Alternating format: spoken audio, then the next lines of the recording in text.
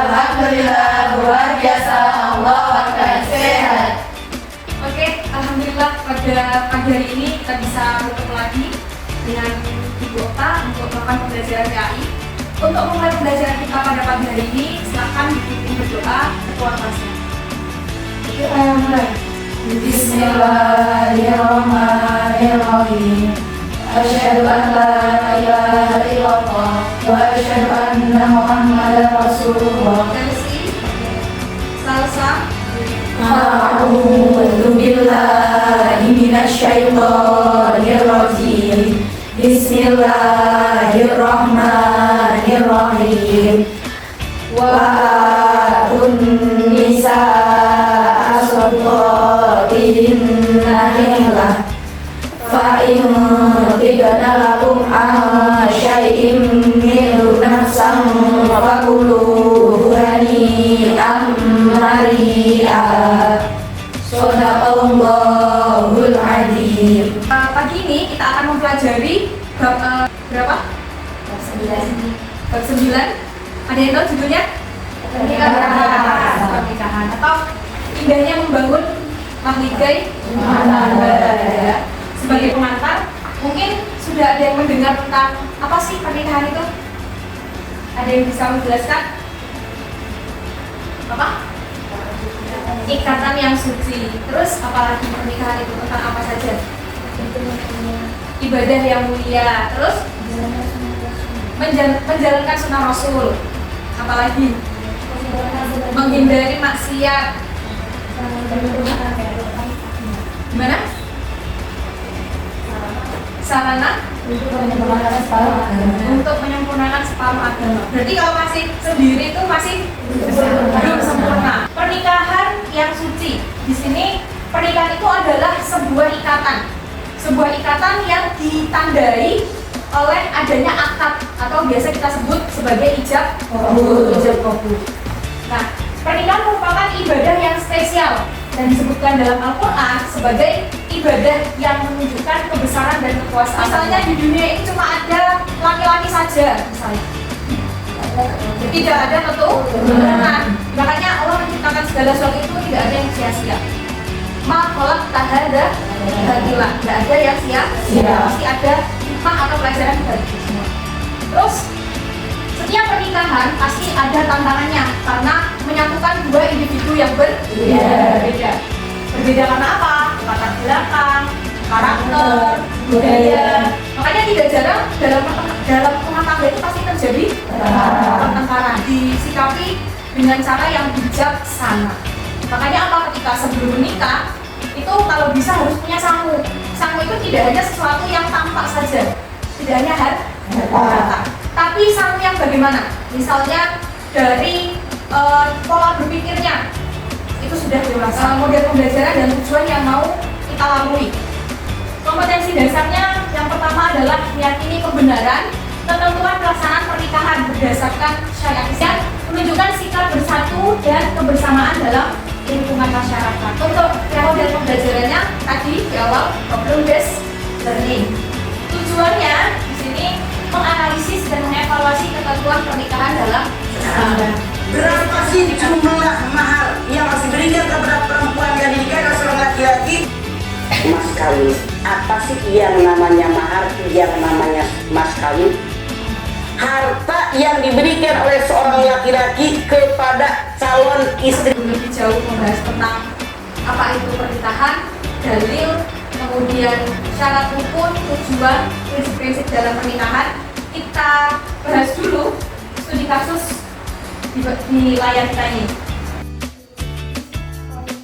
Sebuah pasangan muda itu memutuskan untuk menikah, tapi mereka dihadapkan dengan tantangan adat yang berbeda, sehingga membebankan pihak laki-laki untuk memenuhi mahar yang setimpal sesuai dengan adat kepercayaan pihak perempuan. Mereka belum memahami dasar hukum dan nilai pernikahan dalam Islam. Apa saja masalah yang muncul dalam kasus ini? Bagaimana adat mempengaruhi pemahaman tentang pernikahan dalam Islam? Silakan kalian catat di lembar tugas yang sudah saya berikan.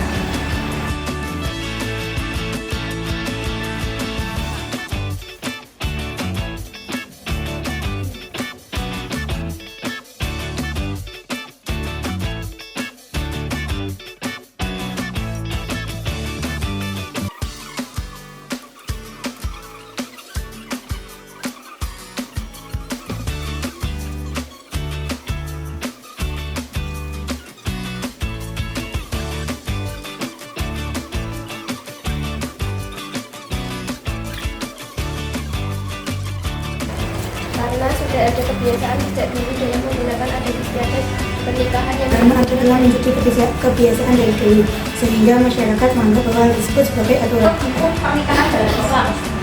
Hukum pernikahan dalam Islam secara umum itu yang paling atas. Apa artinya? Mubah. Mubah itu apa artinya? Boleh. Jadi asal hukum pernikahan itu adalah mubah atau boleh. Maksudnya gimana? Hukum pernikahan ini dari mubah, wajib, sunnah, makruh, haram ini dilihat dari kesiapan orang yang mau melaksanakan pernikahan. Seseorang dihukumi wajib untuk segera menikah apabila seseorang sudah mampu membayar mahar, dia sudah mampu menafkahi dirinya sendiri, dan kira-kira kalau untuk menafkahi anak orang lain atau calon istrinya itu juga sudah bisa, mampu, cukup, dan takut terjerumus ke dalam perbuatan zina pun itu harus dipenuhi. Hukumnya ada siapa saja? Suami, calon istri, kawin nikah, anak saksi, ijab kabul. Nah, di sini masing-masing dari hukum itu harus terpenuhi. Kalau misalnya aku pengen nikah, nggak udah punya calon, nggak ada, nggak bisa. Tidak akan terjadi pernikahan. Terus misalnya mau nikah, tapi 2 orang saksinya perempuan, bisa nggak? Enggak, saksi itu harus laki-laki. 2 orang saksinya harus laki-laki. Ya, beragama Islam. Terus atas keinginan sendiri, tidak ada paksaan. Terus bukan mahram, jadi tidak ada hubungan darah, tidak ada hubungan persusuan, tidak ada hubungan perkawinan dari pihak keluarga dengan perempuan. Kemudian yang istri, apa syaratnya? Agamanya Islam. Kemudian enggak dipaksa lagi. Iya. Perempuan kalau suaminya 2 enggak boleh. Kalau laki-laki boleh, bahkan 4. Kalau perempuan suaminya 2, kasihan nanti keturunannya enggak jelas. Itu nanti bin atau binti siapa? Ijab kabul. Ijab itu apa? Kabul itu apa? Ijab serah, kabul terima. Betul, bagus. Lafaz ijab itu yang bagaimana? Ya, yang diucapkan walinya. Ucapannya gimana? Saya nikahkan Dan kawinkan putri saya. Kalau wali nasab ya. Hanya lafaz kabul. Ya, saya terima nikah dan kawinnya. Tujuan pernikahan sekarang. Tujuan pernikahan pertama menjaga diri dari perbuatan maksiat. Terus mengamalkan apa yang disebut dengan sunnah Rasul. Nah, sunnah Rasulullah, kenapa kok pernikahan disebut sebagai sunnah Rasulullah? Angkat tangan. Karena perbuatan Rasulullah. Karena pernah dilakukan oleh Rasulullah. Rasulullah keluarga yang sakinah, mawaddah, warahmah. Sakinah artinya apa? Tenang. Tenang. Iya, betul. Sakinah itu tenang. Jadi ketika misalnya sebelum menikah itu kita punya perasaan dengan lawan jenis, itu suatu hal yang normal ya. Tapi belum saatnya untuk kita atau kalian lah mengungkapkan, karena memang belum waktunya. Jadi ketika masih sendiri nih kayak kalian berpandang-pandangan kepada lawan jenis dan menimbulkan syahwat, itu saja dosa. Pengertian mahram. Mahram di sini secara bahasa berarti yang diharamkan untuk dinikahi. Ayah menikahi anak kandungnya itu tidak boleh dalam Islam. Karena di biologi itu juga dijelaskan bahwa kalau misalnya menikahi masih hubungan darah yang dekat, ini bisa menyebabkan keturunan yang cacat. Baik, alhamdulillah untuk pembelajaran hari ini sebelum kita tutup, kita akan melakukan yang namanya refleksi atau kita mengulas kembali apa saja yang sudah kita pelajari hari ini.